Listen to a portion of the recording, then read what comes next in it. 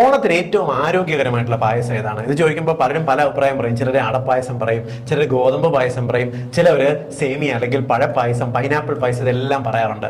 എന്നാൽ നമുക്ക് ഈ ഗ്രൂപ്പിൽ നമുക്ക് ഏറ്റവും നല്ലത് എന്ന് ഒരു പായസത്തിനെ പറയണം എന്നുണ്ടെങ്കിൽ ആ പായസം കൊണ്ട് മധുരവും ആ രുചിയും മാത്രമല്ലാതെ ആരോഗ്യത്തിനും കൂടി കുറച്ച് ഗുണം ഉണ്ടാവണം. നമ്മൾ സാധാരണ കഴിക്കുന്ന ഏതൊരു പായസത്തിന്റെയും മെയിൻ ഇൻഗ്രീഡിയന്റ് മധുരമാണല്ലേ. ഒന്നുകിൽ പഞ്ചസാര അല്ലെങ്കിൽ ശർക്കര, പിന്നെ നെയ്യുണ്ടാവും, മറ്റു ഘടകങ്ങളും എല്ലാം ചേർത്തിട്ടുണ്ടാവും. എന്നാൽ അതോടൊപ്പം ഒരല്പം പ്രോട്ടീനും കൂടി ശരീരത്തിലുണ്ടെങ്കിൽ നമ്മൾ കഴിക്കുന്നതുകൊണ്ട് നമ്മുടെ മസിലിന് കുറച്ചുകൂടെ ആരോഗ്യം ഉണ്ടാകുകയും ഇത് ഈ കോമ്പിനേഷൻ കഴിക്കുന്നത് നമ്മുടെ രക്തത്തിലേക്ക് ഷുഗർ കൂട്ടുന്നതിനെ ഒരു അല്പം കുറയ്ക്കുകയും ചെയ്യും. അല്പം മാത്രം. ഇങ്ങനെ ഈ ഗ്രൂപ്പിൽ ഏറ്റവും ഹെൽത്തി ആയിട്ടുള്ള പായസം എന്ന് പറയാൻ പറ്റുന്ന കടല പായസമാണ്. പലരും വിചാരിക്കുന്നത് ഈ നുറുക്ക് ഗോതമ്പിന്റെ പായസമാണ് ഏറ്റവും ഹെൽത്തി എന്ന്. അല്ല, ഗോതമ്പ് കൊണ്ട് നമ്മൾ പായസം ഉണ്ടാക്കുന്ന സമയത്ത് ഗോതമ്പ് അതിനകത്ത് നന്നായിട്ട് ഉടഞ്ഞു പോവുകയും അതിനകത്ത് ശർക്കരയും മറ്റു ഘടകങ്ങളും ചേർക്കുന്നത് കൊണ്ട് അവയുടെ ഗ്ലൈസിമിക് ഇൻഡെക്സിന്റെ ലോഡ് കൂടുകയും ചെയ്യും. അതുകൊണ്ട് ഈ പായസം കഴിച്ച ഉടനെ തന്നെ നമ്മൾ അരിപ്പായസം